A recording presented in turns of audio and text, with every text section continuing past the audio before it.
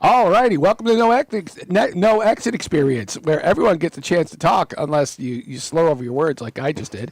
And no one is excluded with the exception of those who trample on the speech of others.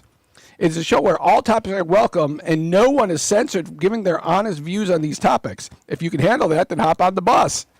You're in for a wild ride. My name is Jason, and I'm the driver. My passengers today are Robbie, Richard, and in the tiller seat we got Tom Windsor Mountbatten.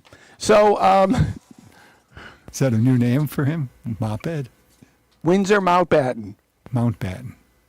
You know, like Lord Mountbatten, the one who got blown up in the boat? Yes. Yeah, that's a... so this evening, our first topic this evening is Jim Prey. Now, my whole experience with Jim Prey was about a half hour or less, and from my experience trying to get information from Richard was like pulling teeth about him. I didn't know anything about him, and my experience asking Richard was he wouldn't say anything about him, so I don't know anything about him. So I'm going to defer to Richard for Jim Prey. So Jim Prey died this week. They found him dead in his home, and obviously the cause of death, if the family knows about it, they're not saying. I think it takes time for the medical examiner to determine the cause of death. What do you say to that, Jason? Actually, it doesn't, because when I was a med student, I had to see 4 autopsies. So I went to the Kings County, that's Brooklyn, the Kings County medical examiner's office, and the guy told me if they ever took a day off, they would get so far behind. 365 days a year, they're doing posts. Meaning they're checking for the cause of death? The postmortems, yeah. Doing the postmortems, they just keep going, you know? Mm. And that's when I saw a Brooklyn South homicide detective was possibly the most beautiful woman I saw in Brooklyn that year. It was incredible because I couldn't believe how good looking this woman was. Mm-hmm. But she was a homicide detective because a body came in that was found in a lot, you know, so they had to look into it, and just in case. There was nothing that was obviously murder or homicide, but they had to investigate it just in case, you know. Mm-hmm. That's when I was impressed by the Deaners who handle the bodies, because Did you call them Deaners? Deaners, D-E-I-N-E-R. That a Deaner is a person who handles the bodies. Meaning they put them on a slab or something? Yeah, the people that work in the morgue. Mm. And the one guy said 375. I'll be damned if that body, another body, he said 375, if it didn't weigh 371. Mm. I mean, when you're getting way high up there, I was impressed. Mm. So talk about Jim Prey. Okay, so that had to do with the cause of death. Now, interesting note on what you just said the last time you saw Jim. Mm-hmm. When I told Sal Monaco that Jim Prey had died, you know what his first response was? Oh, damn. And the last time we talked, it was an argument. I said, well, remember that going forward. If you're having ill words with somebody, before they leave, make amends. Mm-hmm. So I've been notifying people all day because his family is very incommunicado. They're not going to have like a wake. Mm-hmm. and the family said, if you want to say something nice, go on the funeral director's website and leave a comment. So there's a lot of people who don't know, and I've been taking the lead on this and informing all these people. So I informed a friend of mine who has known Jim since the 1980s, and he now lives in Seattle. And then he said, because I sent them a picture, the last picture I took of Jim. You two did you? You didn't see the picture. You saw the picture. Yeah.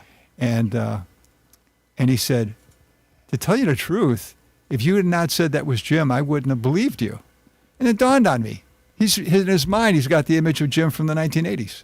Mm-hmm. So I sent him this, and I said, does that refresh your memory? You know, and it did. Because, look, no gut. Look how physically fit he is. Yeah. He did. He didn't look like that when I met him. That's right. So that's one story I have to tell you. And then another one is in the 90s, Jim he loved arguing. He loved it. Absolutely loved arguing. And you could say to him the most innocent things. You could say to him, it's supposed to be a good week. And Jim would say, why do you say that? Well, the weather report did. Yeah, well, what if the weather report's not right? He would take you down this chain. And a lot of people got irritated with him. And then he was bothered that nobody wanted to talk to him. So I gave him a book of lined paper. I said, look, here, every time you come here and you feel like saying something and no one will talk to you, write it in this book. And he did. And I have that book to this day. It's a fascinating read. So there are things in that book, like the following, in which one day Jim wrote down his daily meditation for the day.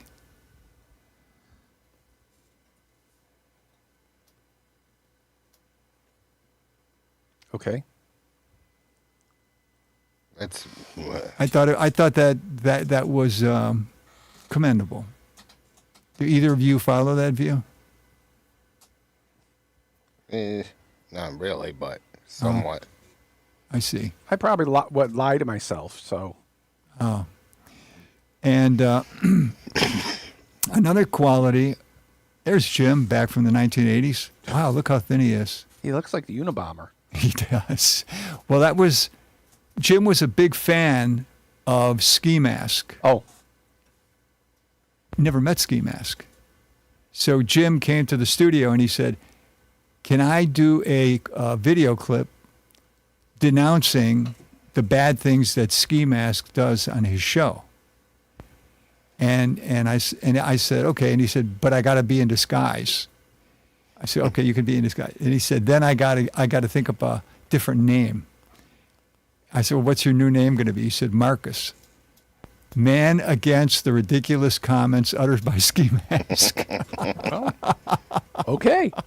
And then I said, well, we should put a picture behind it. And he puts the space guy on it. So anyway, and then Ski Mask started mentioning Marcus on the show, which thrilled Jim, that he did that. As a matter of fact, Vanessa supposedly is watching this show right now. And hopefully Vanessa will leave us some comments because she was touched by Jim's death too. So one of the things about Jim's personality that I thought was amazing, people get frugal to make their money stretch out. Mm-hmm. And he did not have a lot of money, so he was very frugal. Mm-hmm. And I remember in the 1990s, if you have a wallet long enough from all the opening and closing and opening, it starts to, even though it might be leather, it's going to start to fall apart. Especially if it's leather. Yeah. Which started happening to his wallet. But he would be damned if he was going to go out and buy a new wallet. So what he did is he took his wallet and he completely covered it in duct tape. And when he would go like to a bank or any place where you had to pay cash and he would take out his wallet, it was not uncommon for the cashier to call another employee over and say, hey, come here, look at this guy's wallet. And he was flattered that people found this. And so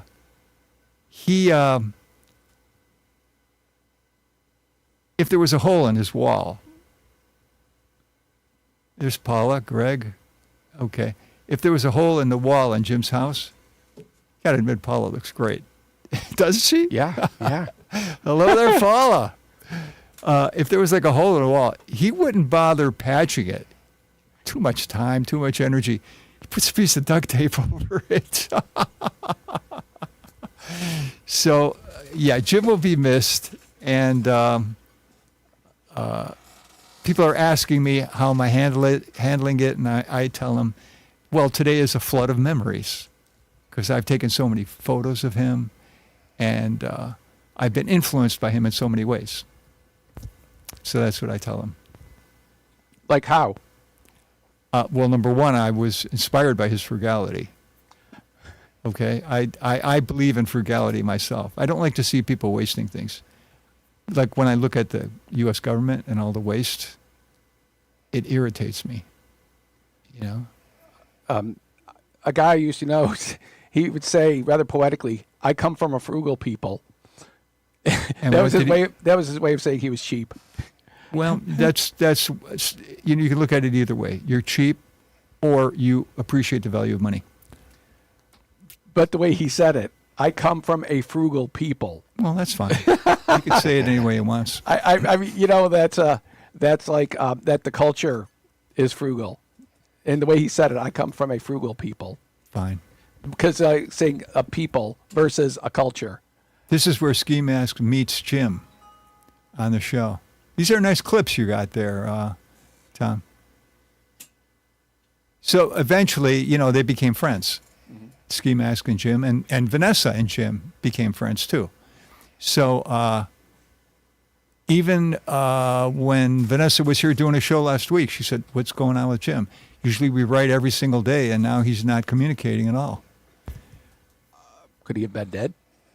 Well, we didn't know, and now we know why. Well, what I wonder about being completely dissociated from the whole thing, was it a suicide? Was he dead for days? You know, when they found him, was he already starting to turn? Yeah. Do you know why, Robbie, do you know why they would wake people for 3 days?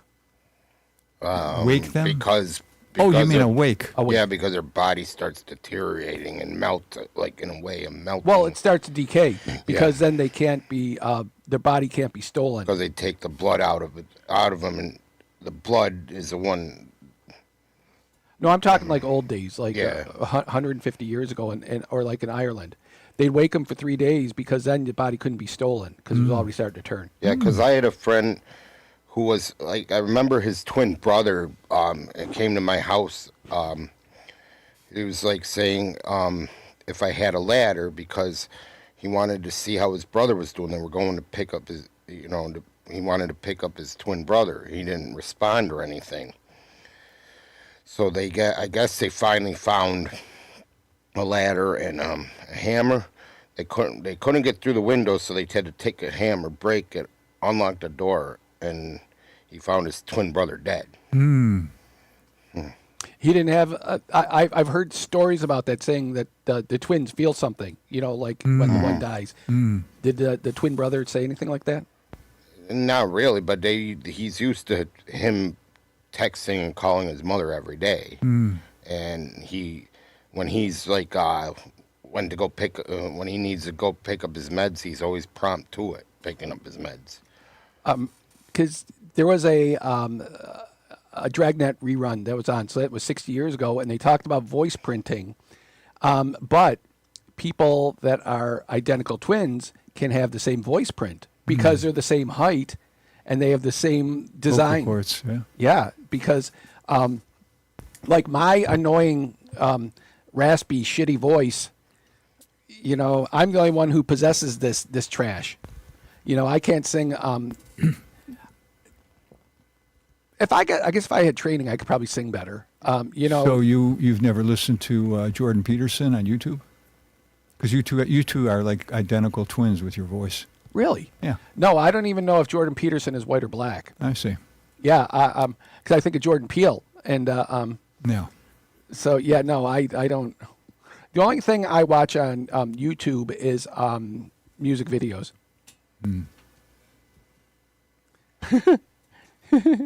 But I got to admit, with Jim meeting Jim just that once, he does have that voice for radio. He does. Or he did, actually. Well, there was a woman that she was a DJ on CFNY 30 years ago, Vishnya. It's a Croatian name. Oh my goodness! As Humble Howard said, Humble and Fred were the morning ones. You know, she'd be on overnight, and then Humble Howard said Vishnya can't see beautiful from where she's standing. She was incredibly gorgeous. I mean, she didn't have a face for radio. She had a face for TV. I mean, she was incredibly beautiful, but she did radio. Yeah. So Well, people did used to say to Jim that your voice is similar to that of Christopher Walken. He said a number of people told him that. More cowbell. Yeah, more cowbell. Well, also, the one thing you don't notice is that Christopher Walken is an incredible dancer, and and that's why he dances in every role that he does, even if it's just one turn. But everything he does, he dances. That what is that? The Fat Boy Slim, that video? Incredible. Yeah. Incredible. So that's enough said for his way. We've woke the dead. So Robbie, Canadian. Did anybody else have anything else to say on Jim Prey? Nope. Prithee, are you done? Sure. Well, that's pray thee, but prithee, that's just whatever. Blah, blah, blah, yada, yada, yada, whatever the hell else you want to add on to it. So, Robbie, Canadian geese. Man, I hate those birds, and I'll tell you why. They're all over the place. They look evil. It's like you could go near the canal where I live, and they're just all over the place where I got to go to the other side of the street. And Do you know why you say they look evil? Because they are. yeah, I know You ever they got are. bitten by a goose? All you got to do is get near to them, and they'll apprise you of their bill. They scare me a little bit. It's like we have two of them that are at my work. The one time there was one on our loading dock ramp, Yeah. and then there's one that looked like he was a one of those, correction officers. Security look like, and they were all you heard was honk honk, and then I go in the Wow.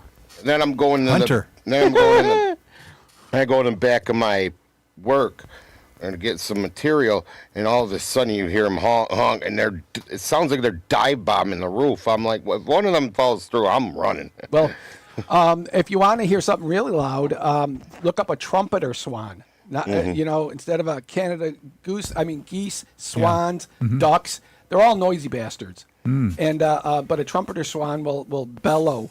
And the worst thing they do, their poop is like a dog. It's like Does it smell bad? Well, it doesn't smell, but it's all over it's all over like the bike path, like Yeah. nearby. Big things poop big because the birds have a cloaca. They don't have a pee hole and a poop hole. They just have one, and that's why it's like that runny mess. And but guano was it Vanuatu or Tuvalu? One of those countries. They screwed it up. They estimated the bird guano would run out by 1997, but they'd invested in the money in Australian securities. So they were supposed to be rich, but it got screwed up. And now that's 30 years later, but they were making their career on guano. And, What is that used to make? Fertilizer. Oh. Yeah, bird guano is specific. I don't know what you specifically use it for, but it's just like, I don't, because I'm trying to think about birds that are carnivores, because that's why you can't use human or dog poop for fertilizer because of E. coli. But like horse and cow manure, or other ruminants like goat poop, they can also, you can use goat poop for, but goat's milk has no folate. You're not going to have kids unless something happens. I don't know if you're going to have kids. I'm still trying, but I would tell women that try to rely on goat's milk, well, lack of folate is involved with neural tube defects like spina bifida. So you got to supplement B1 because it's not in, there's no, folate is B1 and there isn't, no, thiamine is B1. Folate is, whatever. There's no folate in goat's milk. I've never tried goat's milk, so does it taste bad? Good. Very good. No, it's rather, yeah, exactly. The muted trombone. Okay. So when my friend from Seattle was here, he was asking me what was it that I was working on this morning. I said the topic list. He said, what are the topics? When I came to Canadian geese, he said, there's a subject I'm interested in. I said, why? He says, they're all over in Seattle. Yeah, they're all, it's like they're overpopulating. He said that that they're not territorial in Seattle. He said maybe they are here, but he said they're not there. So when you walk the campus, like you're just pushing them out of the way as you're walking, and they tend to eat the grass. So there's a lot, and you know how campuses have their own culture and different types of philosophies on how to help the world. There was a movement on the campus. Let's kill the geese and give the meat to the poor. What do you think of that suggestion? Well, but how are they going to cook it? I don't know. Because you can't eat it raw. Probably like turkey. Hey, you got to baste it and put it in the oven. Yeah. Speaking of, I saw a commercial for Boar's Head deep fried turkey, but out at Braemiller's they didn't have it yet. And the guy said he was familiar with it, but he didn't know if they were going to stock it because he's just a meat cutter. He's not the manager. But it's deep fried turkey. And I know people who do that on Thanksgiving. right, and about 14 people a year burn their house down. Well, that's why you got to do it outside. Yeah, exactly. Right. Oh, that's what I mean. Even because they burn the garage down, and then the rest of it, it goes up. You know. So Well, my brother did a rotisserie. He has a rotisserie in his kitchen, and he did a rotisserie turkey. Oh my God, that was delicious. how did he have I so like much it. space though? Because I mean, Well, it was like almost like he had it, I think, like a bit of a wall, like where it wasn't enough space to put it next to the oven and the stove and oven. Is it an electric thing? Yeah. because just like the only making beer can chicken. Do you know why people fail with beer can chicken? Because they have beer in there and it's ice cold. No, you got to have it at room temperature, but also the way it distributes. But the Kamado Joe cooker, it's like this, and then it has up to here and it has some holes in it. That one actually does well. And if you get a turkey cooker, it's just bigger. It's the same design, you know. It's a sloped wall here, and then it goes up and like that, and then the Do you keep basting the chicken? no, with the no, beer? that's what the stuff, because like my roommate would use hard cider, but then when she threw out all my liquor, there was none of that. But like use cider, and she'd spice it, and because you could just use water, but that's the whole point, that it gets it in the inside. So basically, you just set it up and then leave it alone. Yeah, you put it on the grill, and because when I had a turkey that I wanted to do on the Kamado Joe, and so I got a can of Foster's, and then I finished it and I cut the top. I arranged it the best I could because I didn't have a chicken cook or a turkey cooker, but it fit in there as if the manner born. And how's it taste? Tasty. You know that I on a similar tack, I bought this pizza oven 20 years ago that it's an infrared and it's open. It's called an oven, but it's not enclosed. It's got a turntable, and the heating element just it turns under it. And they say no matter what the instructions are, use these instructions. It could take one of those cheap charity pizzas and make it taste like it's from a pizzeria. Interesting.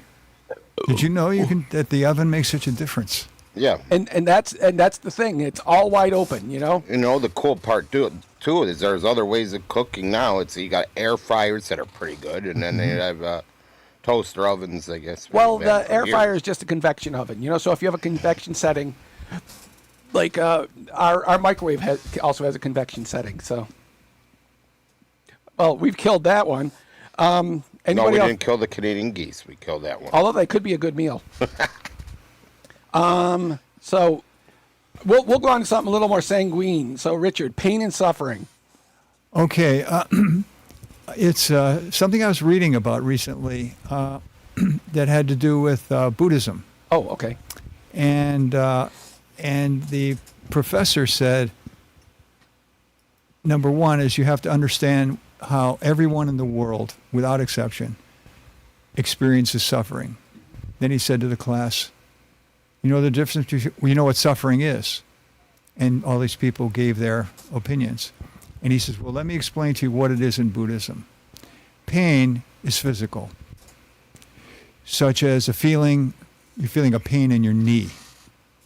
Suffering is what your mind does with that pain, such as, what if I need a knee replacement? What if my insurance won't cover it? What if I can't afford it? What if I'm not able to walk anymore and I become an invalid?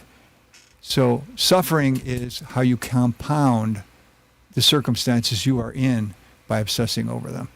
And the Buddhist rule is, if you come, and our way will help you overcome your suffering. They do say there's other ways too, but that's the That's the third rule of Buddhism. The first rule is that everybody has suffering, and the third rule is we have a way to help you out of it. You know, it's not a total. Well, the first thing I thought of was The Princess Bride. When Wesley says to Buttercup, life is pain, Highness. Anybody who says anything else is selling something. And that's what I mean. That, Do you agree with that? Well, it's the same idea that everybody is suffering. But, well, what about people? Another simile. They talk about places that are tough. Oh, now I forgot the word. So, well, forget that. That everybody suffers, but not all the time. No. You know, or some people suffer all the time. Some people never do. Most people do sometimes. No, well, and according to Buddhism, you never find anybody who never suffers. Mm-hmm. It just doesn't happen. Have you found people who never suffer? Well, it's the idea about like pain tolerance. You know, like women, like Samoan women. One of the midwives said they labor better than any other women anywhere on earth. Mm-hmm. They just stand there. They don't say anything. Mm-hmm. They just the kid falls out. They never cry out, and they just do it well. And so that it's like that's why the pain scale is a dud, because they ask it wrong. The way you got to ask it is not the worst pain you've ever felt, but the worst you can imagine. Wow. What number is this pain? And they say it's a 12, and it's a clock. It's not a thermometer. You know, it only goes to 10. You can't go. Ours goes to 11. No, it doesn't go to 11 like Spinal Tap. Well, my friend got a Spinal Tap, and she said the pain goes to 11. That means somebody didn't explain it to her, because Well, also, that was how she expressed it. I know, but that's the whole idea. That's why the pain is not a vital sign. Vital signs are things you can measure. Pain is not the fifth vital sign, because what you call a 5, I might call a 10. That's why there's no synchronicity across it. But your blood pressure of 120 on 80 versus mine of 228 on 110, those are apples to apples. Mm-hmm. They're measurable. Yeah, and I know it's hard to measure pain. If it's that high of a high blood pressure, you better get to the hospital. Well, yeah, like if it's that high. thanks for that, Robbie. I'm Yeah, just letting you know. I know. Well, I kind of know a little bit about that I too. know. I'm not saying. I'm just saying that's been my life and stock and trade for the last 35 years I of my know life. I got to take medication for my blood pressure, Well- obviously, because of. The thing that gets me is how people of African descent get screwed by genetics. I remember a dude who was a big muscular guy. He wasn't fat. He was just a big black dude in North Carolina. He had a pressure of like 200 on 100 and was on 5 agents. Five. Five ages. Agents. 5 different drugs. Oh, For his blood different pressure, and it drugs. still wouldn't come down. I mean, that's what genetics does, and it's a bummer. It's a bummer. I mean, and black folks been neglected by science. You know, just like the only reason we know about Tay-Sachs or the Jewish folks is so many doctors were Jewish.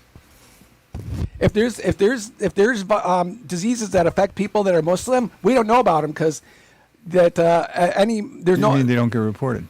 Yeah, that there's the Muslim doctors aren't researchers. I was trying to look at it and see how many, something like 30% of Nobel Prizes all across the board have gone to people that are Jewish, whereas there's only one Nobel Prize for somebody that was Palestinian, and it's a guy who left when he was like 12 from Palestine and came to the U.S. and got all his education here. Oh. Let me turn this thing off. So, but yeah, that's the thing that because another perspective is with the pain or the suffering, instead of trying to minimize it, how about embrace it? You know? Are you able to do that? I don't know if I want to say that on camera. It's a little embarrassing. Sure. But I don't engage in any alternative lifestyles like some people we know. That is not me. Meaning, I don't want to get punched in the face. That's why I can't do MMA, because I can't tolerate a you punch. mean in the you, nose. you fantasize it, but you don't actually do it. No, the ones that I have are not ones that you normally find. You know what I find, the pain that I like, you don't normally. It's not like putting a paperclip on my finger or somebody tying a rope around my manhood, pulling it tight. Not that. I see. But that's why it's a little bit very specific, and it doesn't. It has nothing to do with my genitals or Well, my the butt. people in the kink community, they say no matter what your kink is, you will find somebody who will cooperate with you. And okay, well, speaking of pain, do we have anything more on pain and suffering? No, I don't. Do you, Rob? No. Okay, so I'm going to move on to one of my first real topic here. Songs about being unable to let go, because you ever hear a song and there's just a line that stays with you? And I think it was 1994 when Everything But the Girl did Missing, because there's the line, you're all gone, but I can't move on. And that's the thing, because the whole thing is about talking about the apartment they shared, and then leaving. They broke up and left, but you're all gone, but I can't move on. And it's like the old apartment from the Bare Naked Ladies, because Ed Robertson said, no, they're still together, and it's actually a good song. No, you listen to the song, it sounds very, very belligerent, like the hole I punched in the wall. Why did I have to break in? I only came here to talk. That's not a happy relationship if you have to break into the old apartment. And so, I look at songfacts.com a lot, and they will have groups of various topics. Like you look up the song like Morning Has Broken, and from Cat Stevens. And then at the bottom of all the facts that they have for it, it'll be other songs by Cat Stevens, songs about Dawn, songs that are under 3 minutes. They'll have those lists, so you could put those together. And what are the things that drive people? Food and sex. That's where it's at. And then what is it? Sex, getting laid, not getting laid, or your relationship. Where you can't move on, and that's where I am. I'm stuck. I can't move on. And like that song I told you about, missing person, or no, but what about me? What about me? That's his line that you got stuck in your head? It isn't fair. You just take more than you give. That's what it. And then there's various vignettes in the verses about a kid who is not being seen and pushed around in front of a candy store, or a waitress who's getting pushed around, and can't you see? You can hear the guy's accent in the one thing. So, but that's the thing. It's either people sing about the things that affect them, like John Legend wrote "All of Me" for Chrissy Teigen, and it became a hit. But "All of Me" loves all of you. So that's where. Cause who was it? Was it Van Morrison who did the gibberish? That was Van Morrison. Yeah, that musical people could do music about anything. They could sing about a ham sandwich, or about getting laid 12 times in 8 hours. They could sing about everything. Or a country singer with John talk about his tractor being sexy. International Harvester. The guy Craig, what's his name, who sang that? He went back into the Army. Oh, you're both talking about the same song? No, there's others, but there's a song called International Harvester. Is that the song you were talking about? Kenny Chesney sings it. She thinks my tractor's sexy. It really turns her on. I can't sing. Sorry, guys. I noticed, because I can't either. I'd rather sing so low you can't hear me. Who will you, Flo Rida? I heard you could be tenor. 10 or more miles away. But yeah, that's because it's just hearing that, and that's why I always go back to that line. You're all gone, but I can't move on, and that's just That applies to your life. Oh, absolutely. When you go to a therapist, the therapist wants to know what are the lines that stick with you from songs, because it helps unlock your psyche. I don't think they want to know my thoughts. But they do. So, anybody else have anything to add on that? Because that was just my one. I wanted to unload that. Sure. Okay, we'll move on from that. So now we have Robbie, Buffalo Murals. Yeah, I love what they're doing. Like, especially when I walk down Hurdle Avenue, Yeah. like between Delaware and Maine. Yeah. What they have done, like to the side of buildings, they're absolutely gorgeous. I mean, they've done some great jobs. Like there was one that I liked with after Gord Downey passed away. They did a beautiful mural of him, like just him wearing that hat. It was like, I think it was like his last time of his concert, and so it was a drawing, and it was just very touching. I mean, when I went by it, I would tear up. Yeah, that's it right Wow, there. look at that. When I went by it, That I looks would like say, it's on the side of Studio Arena. yeah, I think it's on Hurdle Avenue. Oh, that's Lance Diamond, probably. I don't even know. I don't know any of the local people. I believe that's Gord Downey. Yeah, Oh. That's Gord Downey? yeah, he used to wear That hats looks like Kid that. Rock. No, he would. That was like. Thank you they for were that, big. Tom. They were Very big. good. They were very big in Buffalo. Yeah, I tragedy, know yeah. that because the hip is the Canadian REM, and REM is the American hip. Mm-hmm. I mean, they were the same thing, and yeah, And then the Riviera, they did a great job. Like on a huge thing now. It's like they even added to the. They repainted it, but they added something like. Now that they're doing concerts, they added like a band in the stadium. Look at the background. And I mean, that's these You, are. you mean they got a mural? Yep, right on the side of Riviera. I'm all in favor of murals. well, that's where that line goes, though. Where does the mural end and the graffiti begin? You know what I mean? Wow. Wow. Because can you call it literature like if it's a sex novel? You know what I mean? One of those horrible books that are written, you know? Does that count as a novel? You know what I mean? Because it's not great writing. It's like a McDonald's burger versus a Morton steak. They're both beef, but that's about where it ends. You know, a woman, I found this out this week, wrote a book called Newberry, Vermont. And the entire book is like this. I wonder if it's going to rain out today. Oh, there's dust on my rug. I got a pain in my knee right now. And one stream of consciousness thought for the whole book. And people who buy that book and read it, they find it very comforting. I wouldn't have predicted that.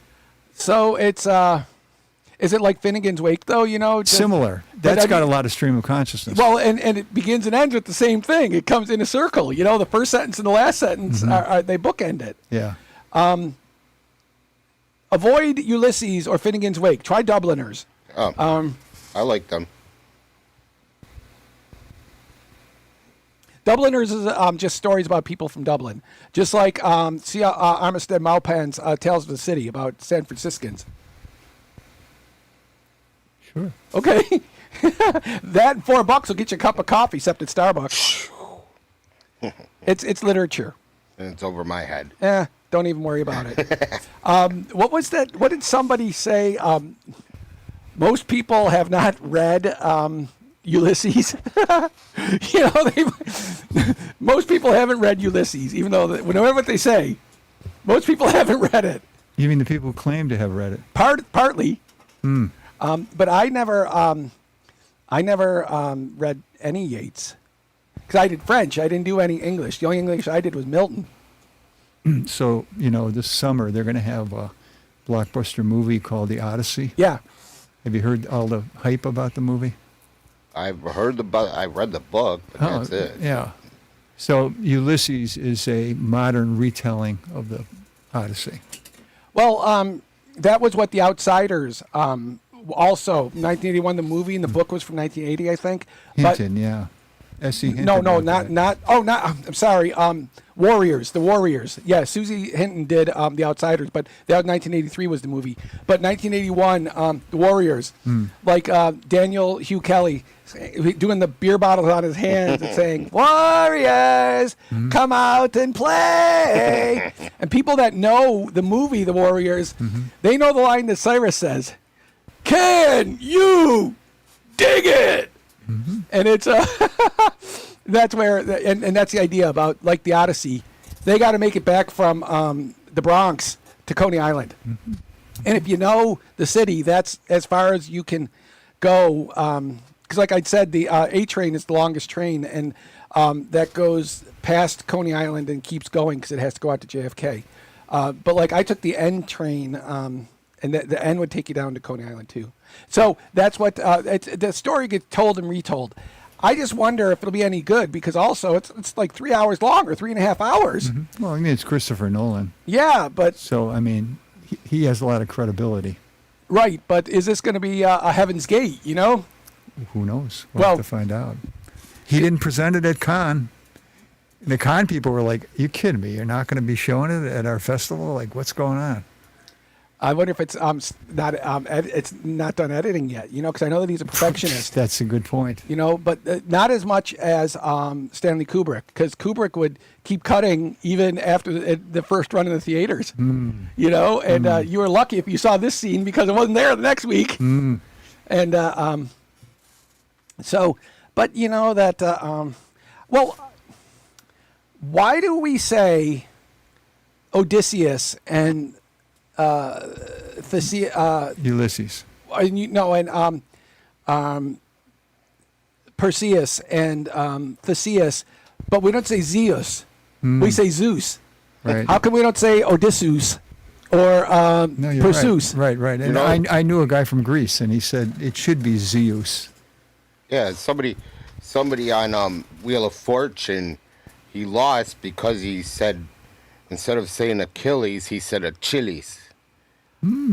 But if he was French, he could make the statement. Because I always, if I go on Jeopardy, I want to say Rapa Nui instead of Easter Island and Las Islas Malvinas instead of Falklands if I'm given an opportunity. You know, because that's, but because like in French, Achilles is Achille. But yeah, that's well. Wheel of Fortune is people that aren't smart enough for Jeopardy. That's what I read online once. I can't say I disagree with it. Okay, so are we done on the murals? Okay. Do you have any I'm all more? set.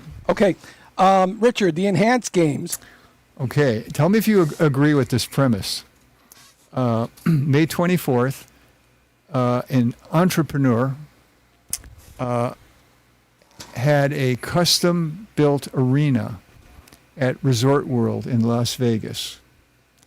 And he advertised it throughout the world as the Olympics on steroids.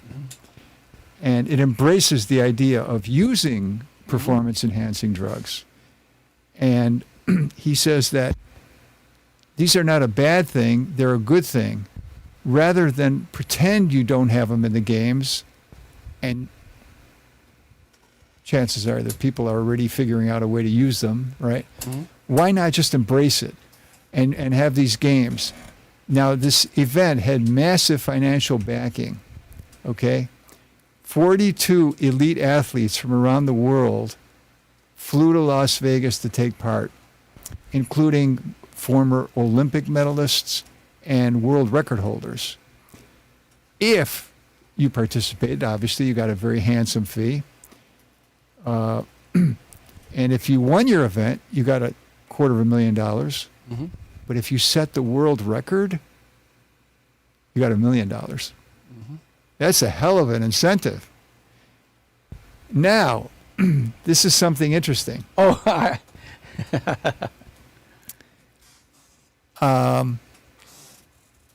The people who were sponsoring the event, a lot of them had websites that sold performance-enhancing drugs. And they had advertisements, you know how like in hockey they have it along. They had advertisements for now, the criticism was, well, it's one thing for you to hold these games, but to use them to encourage people, that's sort of unethical. What do you think about that? well, also the Coda, the guy who won, was it the 100 meters? Yeah. He wasn't juiced. Did you hear that? What do you mean? He claimed he wasn't? No, he was legit not juiced. Well, how do you know he wasn't lying? Because the other people, to go to the enhanced games, it was okay if you used them. You didn't have to use them to go. Yeah. And he'd been drug tested multiple times, and that's how he came up clean. And it was just, he's a genetic freak that, like Michael Phelps, he just happens to be made for running. And it's just like somebody had said about the Tour de France. Somebody said 24 out of 25 racers are juiced. I want to know about that one guy that isn't, that's keeping up. And the guy who won wasn't juiced. That was the thing. And because also WADA was there, and what's the U.S. U.S. is it the ADA?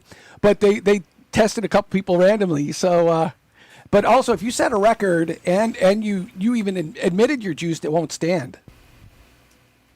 It's nothing like baseball where it pretty much ruined that sport. I mean, they're taking away people, keeping them out of the Hall of Fame, like a Barry Bonds, who, he admitted that he juiced, and so did Alex Rodriguez. And you got other ones that lied and said, "Well, we didn't juice in front of Congress." So it's like, people, people are going to take them no matter what. You can't stop it. That's exactly my point. Do you think it would be better if baseball said, what you do with your body is your business? Yeah. What do you say to that? I don't, because I know what side effects can happen and what can.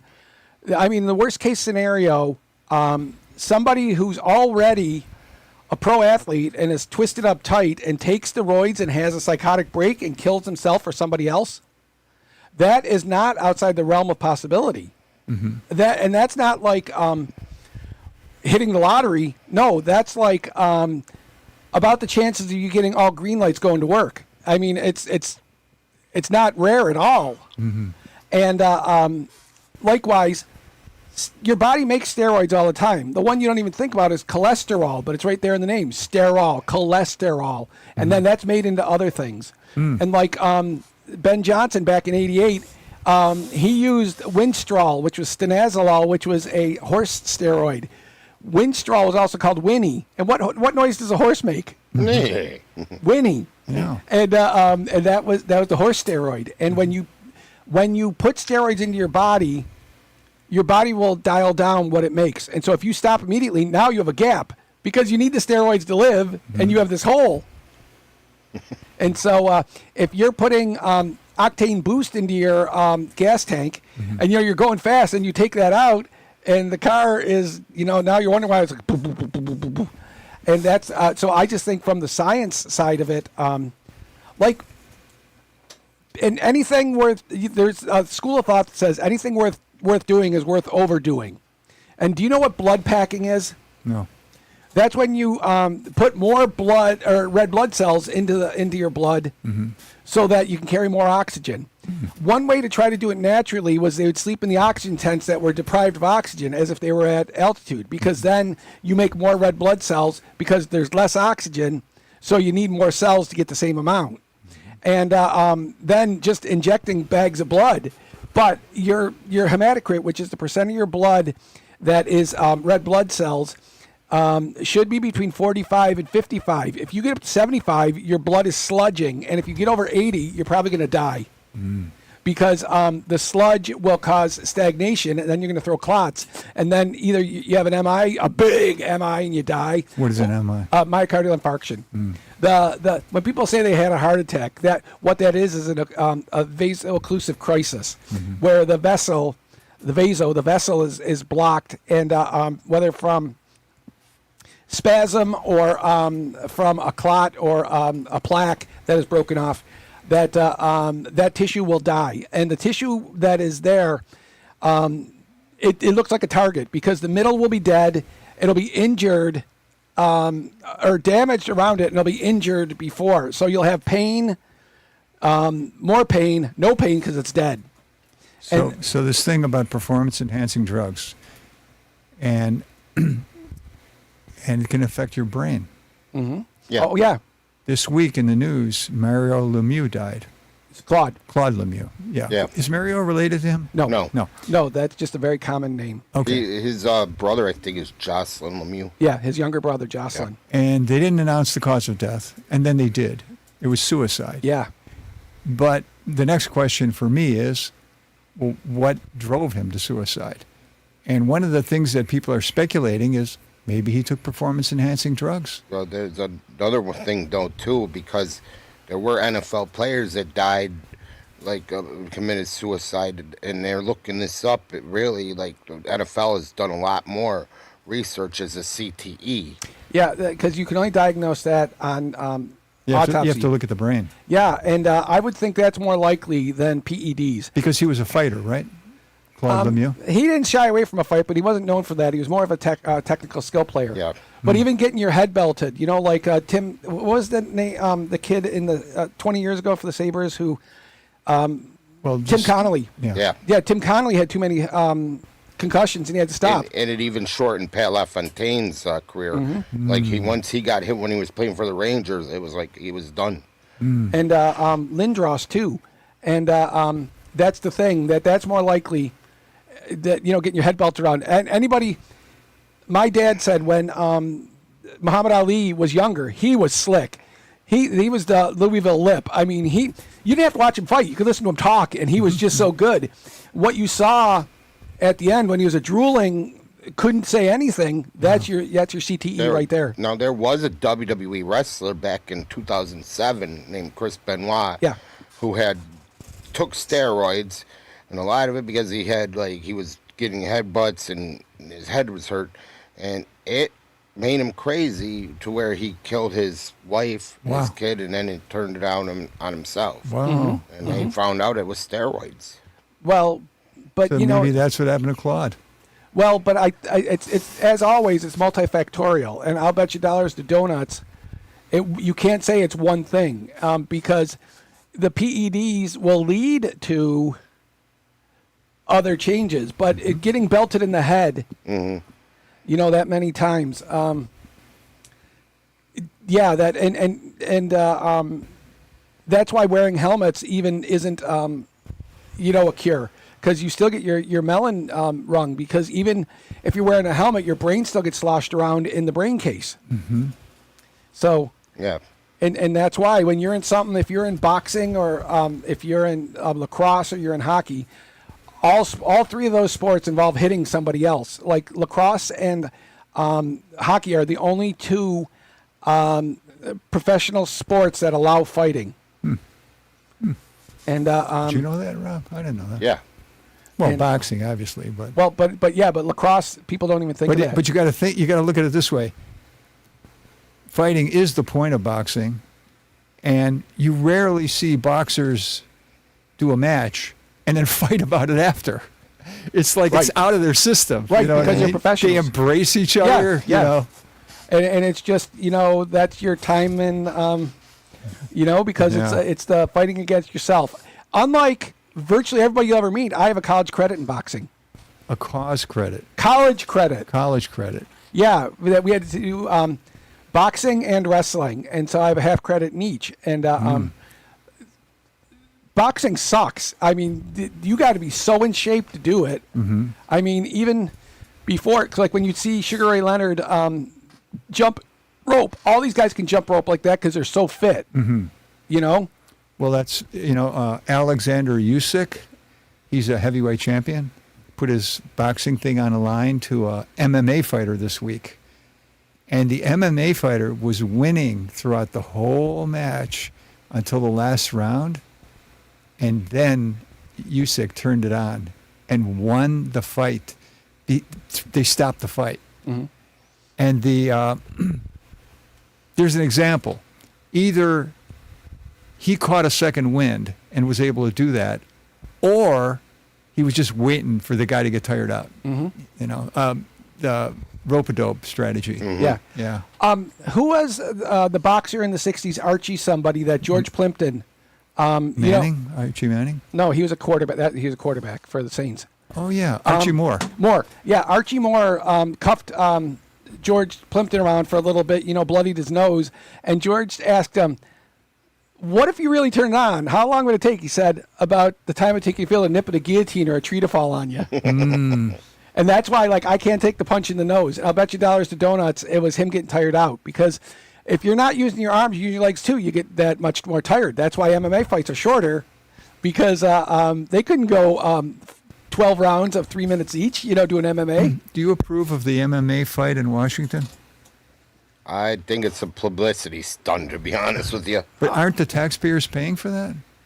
I think so. And also, wait a minute. He needs $1 billion for the bunker, but he's going to sit outside Yeah. for this thing. Yeah. But who was it? Hillary Clinton said, so half of the building is rubble, and another half has a fighting ring in front of it. And, sounds about right. Yeah. And because MMA is a déclassé sport, you're not going to find it. They won't do it in the Olympics. There's no sweet science to it. How is it different from boxing? Well, they can use their legs and they can use their arms. It's like ipso facto mixed, that, but mixed also martial arts. because they're not using gloves. They're not trying to stop any. They're not trying to prevent any injury. They want to cause injury. So you could choke somebody out, or you can do a joint lock. Mm-hmm. That's why I like Pancration from ancient Greece. The only thing you couldn't do is gouge the eyes, and what was the other thing? But you could fish hook them. You can grab by the nuts. You could, twist them. And there was a case in ancient Greece where both guys died. That one killed the other, and then something happened with the other, and they had to declare the winner, but they're both dead. Wow.